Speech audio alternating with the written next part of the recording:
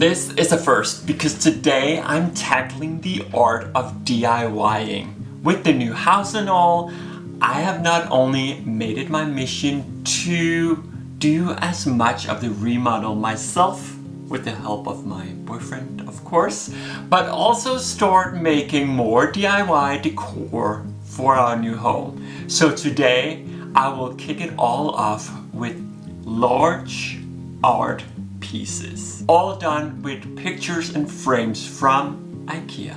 If you're new here, I'm Allan Torp, and in 2010 I started my journey with interior design when I uploaded my very first post on my blog Bungalow 5. Soon after, I quit my full-time job, and for the next 10 years I fully committed to creating a platform for the simple, bright and Scandinavian look. This is insane. Together with my boyfriend, I bought a 200-year-old thatched roof house, throwing myself headfirst into a lot of house projects, giving the old lady a makeover. I want to create 3 pieces that are all new, minimalistic and of course modern, and I think they will all be very simple to make. Well, sort of. The level of complexity will go up with each piece. I think they will all work in any interiors. I don't think I will drag this out any further. I'm just a little bit nervous, not gonna lie. I'm really feeling the pressure. DIY is all new to me and I want to do good so badly. So let's get started.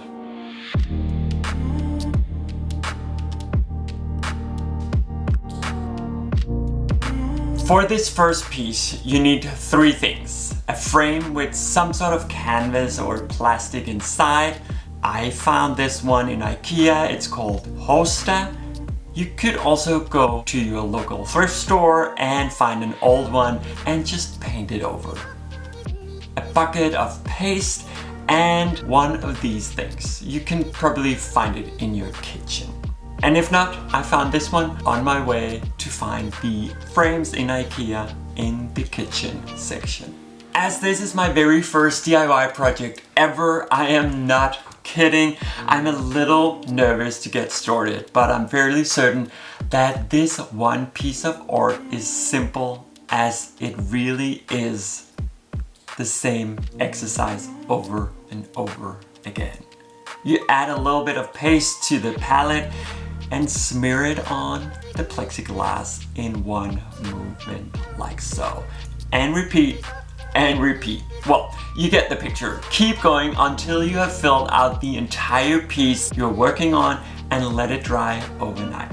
A little tip here, make sure to leave a little bit of room along the edges so there is room to fit it into the frame as it sits on this little white piece when mounted.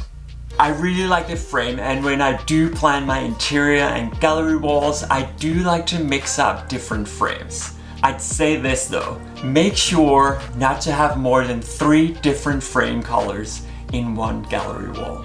I think it tends to look messy if you have more, but that's just my opinion. I usually go for black, white, but also really like a warm oak, or in this case, the dark stained oak. Anyway, here is the final result.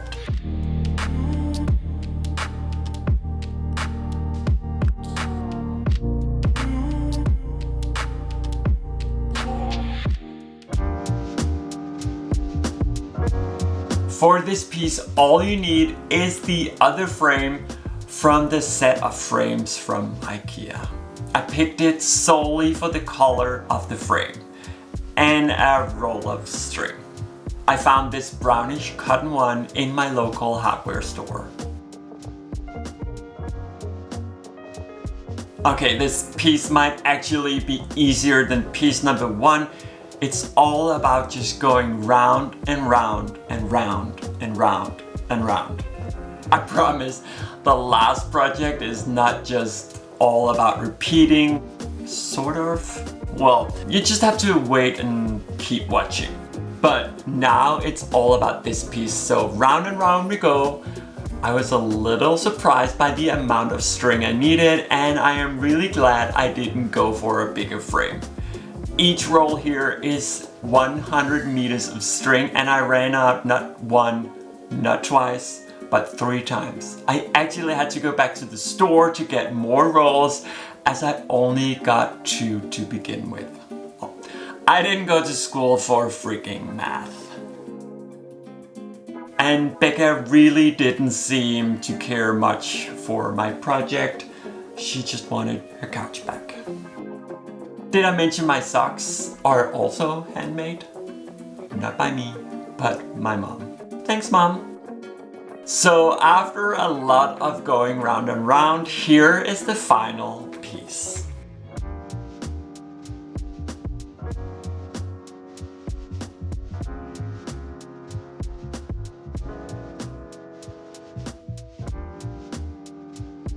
The last piece is going to be a little bit bigger.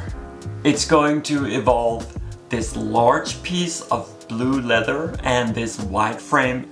Yes, the frame is from Ikea, and yes, I know not everyone has a piece of leather lying around, but I did, and I wanted to use it for something. So I'm going to start by fixing the leather tight on the frame. Start on one side and pull it tight to the other.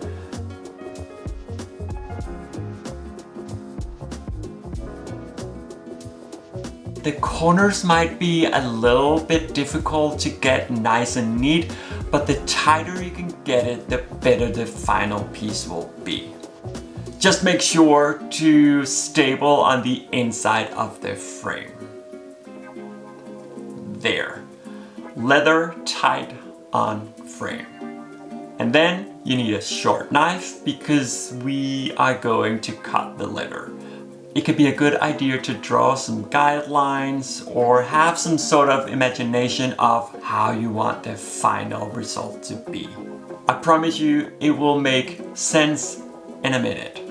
Maybe don't cut them all first, as your initial idea might change in the process. For the next step, you also need some yarn. If you have different matching colors, it's preferable. Next step is a little bit like previous piece. Now you go round and round through your cuts. I will say stick with a color scheme both with the leather and the yarn. The piece of leather I had was this blue grayish color, so the yarn I picked up was also blues, grays and blacks.